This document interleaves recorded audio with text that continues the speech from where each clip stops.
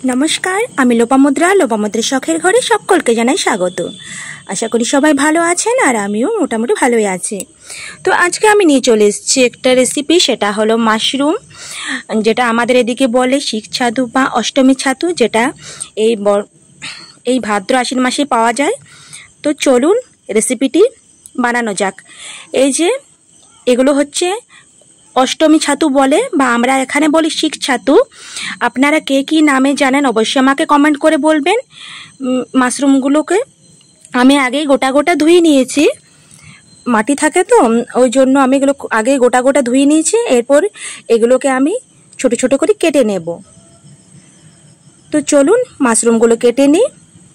আপনারা কে কি নামে এগুলো বলেন অবশ্যই আমাকে কমেন্ট করে জানাবেন। তো চলুন মাশরুমটা আমি কেটে নিয়ে আসছি আপনাদের সাথে। তো দেখুন আমি মাশরুমগুলো এইভাবে ছোট ছোট করে কেটে নিয়েছি, টুকরো টুকরো করে। আর আমি তো গোটা গোটাই আগে ধুয়ে নিয়েছি, আর ধুলাম না। আর এদিকে আমি নিয়েছি বড় বড় দুটো ঝিঙে। তো ঝিঙেগুলো আমি কেটে ধুয়ে নিয়ে চলে এসেছি। তো চলো রান্নাটা শুরু করা যাক। কড়াইতে আগে থেকে আমি সরষের তেল দিয়ে দিয়েছি, তেল গরম হয়ে গেছে। এর মধ্যে আমি মাশরুমগুলো দিয়ে দেব। মাশরুমটা আমি ভেজে নেব। তো একটু লাল লাল করে মাশরুমটা আমি আগে ভেজে নেব। তো মাশরুম দিয়ে দিলাম। এরপর এখানে আমি দেব পরিমাণ মতো অল্প একটু নুন, আর দেব পরিমাণ মতো অল্প একটু হলুদ গুঁড়ো। তো নুন আর হলুদ গুঁড়ো দিয়ে দিলাম। এরপর নেড়ে চেড়ে আমি এই মাশরুমগুলোকে ভেজে নেব। খুব একটা কড়া করে ভাজবো না, একটু হালকা করে ভেজে নেব, একটু লাল লাল করে।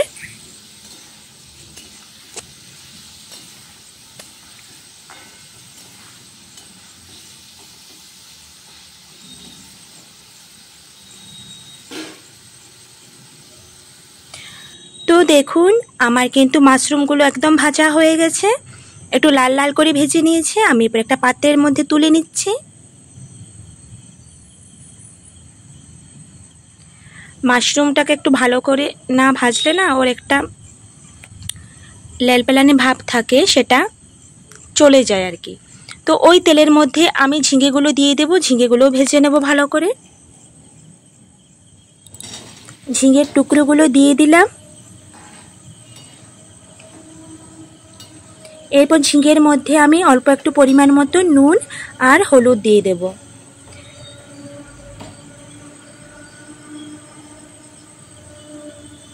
তো অল্প একটু নুন দিয়ে দিলাম, আর দিয়ে দিচ্ছি অল্প একটু পরিমাণ মতো হলুদ গুঁড়ো।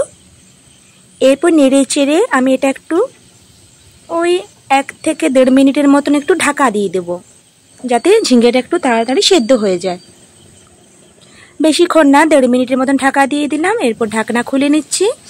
দেখুন ঝিঙেটা কিন্তু সেদ্ধ হয়ে গেছে আর ভাজাও হয়ে গেছে। তো এরপর আমি ওই পাত্রের মধ্যে যেটাতে মাশরুমগুলো তুলে নিয়েছিলাম, ওই পাত্রের মধ্যে ঝিঙে ভাজাটা তুলে নিচ্ছি।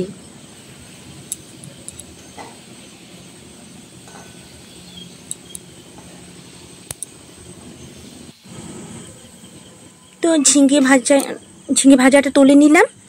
এরপর ওই কড়াইয়ের মধ্যে আমি আরও একটু তেল দিয়ে দেব। তো আমার মাশরুম আর ঝিঙে ভাজা হয়ে গেল, দেখতেই পেলেন।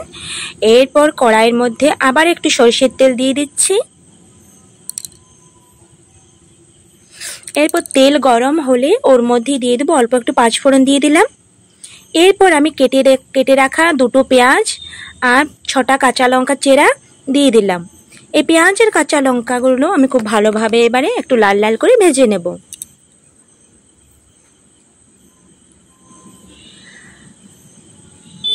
ভালোভাবে মাশরুম রান্না করলে মাশরুম না মাংস বোঝাই যায় না যে কি খাচ্ছি আর কি। এইভাবে মাশরুম কষা মাছ মাংসকেও কিন্তু হার মানায়। আর আমার তো এমনি তো এদিকে দেখুন আমি এখানে অর্ধেকটা পেঁয়াজ, রসুন আর আদা, আর এখানে আছে অল্প একটু সরষে বাটা। এগুলো আমি আগেই পেস্ট করে নিয়েছি মশলাগুলো। তো এখানে আমি আদা, রসুন আর পেঁয়াজ বাটাটা দিয়ে দিলাম। এরপর খুব ভালোভাবে কষাবো এটা মশলাটা, যাতে কাঁচা গন্ধটা চলে যায়।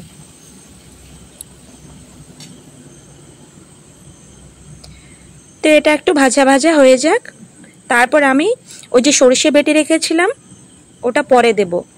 এখন আমি দিয়ে দিচ্ছি এখানে অল্প একটু হাফ চামচ হলুদ গুঁড়ো, আর দিয়ে দিচ্ছি এক চামচ জিরের গুঁড়ো, হাফ চামচ ধনের গুঁড়ো, আর হাফ চামচ লাল লঙ্কার গুঁড়ো দিয়ে দিলাম, আর অল্প একটু সবজি মশলা দিয়ে দিলাম। ব্যাস, এরপর নেড়ে চেড়ে আবারও মশলাটা কষিয়ে নিচ্ছি খুব ভালোভাবে। সমস্ত মশলাটা আমি কষিয়ে নিচ্ছি। এরপর দিয়ে দেব পরিমাণ মতো নুন। এখানে ছোট চামচের 1 চামচ নুন দিলাম, যেহেতু আমি মাশরুম বা ছাতু আর ঝিঙেটাতে নুন আগেই দিয়েছিলাম, তো দেখে শুনে নুন দিলাম। এই যে সরষে বাটা পুরোটা দিলাম না, 1 চামচ দিয়ে দিলাম। এই সরষেটা দিয়ে আবার খুব ভালোভাবে এটা কষাতে থাকবো যতক্ষণ না মশলাটা তেল ছাড়া ছাড়া হচ্ছে। তো এরপর সামান্য একটু জল দিয়ে দেব, অল্প একটু জল দিয়ে আবার খুব ভালোভাবে এটা কষাতে থাকবো মশলাটা।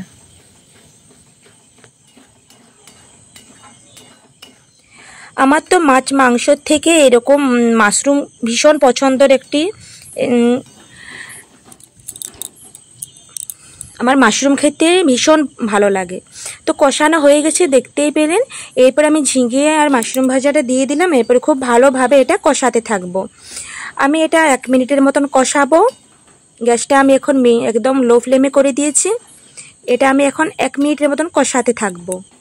যত কষানো হবে না তত এটার টেস্ট কিন্তু রান্নাটার আরও বেশি বাড়বে। ওই জন্য আমি এটা এখন কষাতে থাকবো। অল্প অল্প একটু করে জল দেব আর কষাতে থাকবো। কার কার মাশরুম খেতে ভালো লাগে অবশ্যই কমেন্ট করে জানাবেন। আমার তো ভীষণই ভালো লাগে, ভীষণই পছন্দের একটি রেসিপি হলো এই মাশরুম কষা। এটা ভাত, রুটি, পরোটা যে কোনো কিছুর সাথে একদম জমে যাবে। তো একদম কষানো হয়ে গেছে। আমি আবারও নেড়ে চেড়ে এটাকে খুব ভালোভাবে কষাচ্ছি। অল্প অল্প জল দিচ্ছি আর কষাতে থাকছি। আর এই মাশরুম বা শিক ছাতু বলি আমরা এখানে, বা অষ্টমী ছাতু, এটা কিন্তু বছরে একবারে পাওয়া যায়। এই ভাদ্র আশ্বিন মাসে এই সময়টাতে এটা পাওয়া যায়। অষ্টমী ধরে ধরে এই ছাতুগুলো ওঠে আর কি, পাওয়া যায়। তো সারা বছর অপেক্ষা করে থাকি এই সময়টার জন্য। তো এই ছাতুর দামও কিন্তু প্রচুর, 800 টাকা, 1000 টাকা কেজি। তো অল্প অল্প জল দিচ্ছি আর আমি কষাতে থাকছি। এইভাবে মাশরুম কষা বানালে মা 1 থালা ভাত অনায়াসে একদম শেষ হয়ে যাবে। এরপর আমি দিয়ে দিলাম গরম মশলার গুঁড়ো। এত টেস্ট না যে একদম মাছ মাংসকেও কিন্তু হার মানাবে এইভাবে মাশরুম কষা বানালে। এটা আপনারা চাইলে রুটির সাথেও খেতে পারেন, ভাতের সাথেও খেতে পারেন, সবেতেই কিন্তু দারুণ জমে যাবে। তো আমি আর জল দিচ্ছি না, যেহেতু এটা কষা কষা বানাবো তাই বেশি জল দিচ্ছি না, এই জলেই আমার হয়ে যাবে। তো এই দেখুন আমার কিন্তু মাশরুম কষা ঝিঙে দিয়ে অলরেডি একদম হয়ে গেছে। কালারটা দেখুন কি সুন্দর এসছে, আর রান্নাটা উফ দারুণ, একদম জাস্ট ফাটাফাটি হয়েছে। তো আমি একটা প্লেটের মধ্যে তুলে নিচ্ছি। কালারটা দেখুন কত সুন্দর এসছে। তো আজকে আমার এই মাশরুম কষা ঝিঙে দিয়ে রান্নাটি আপনাদের কীরকম লাগলো অবশ্যই কিন্তু কমেন্ট করে জানাবেন। আর যদি ভালো লেগে থাকে তাহলে একটা লাইক, শেয়ার, কমেন্ট করতে ভুলবেন না। আর যারা আমার চ্যানেলে নতুন হয়ে আসছেন বন্ধু, যদি ভালো লেগে থাকে আমার ভিডিও তাহলে আমার পাশে থাকার অনুরোধ রইল। চ্যানেলটি সাবস্ক্রাইব করে সবাই ভালো থাকবেন, সুস্থ থাকবেন। আজকের মতো আসি, টাটা।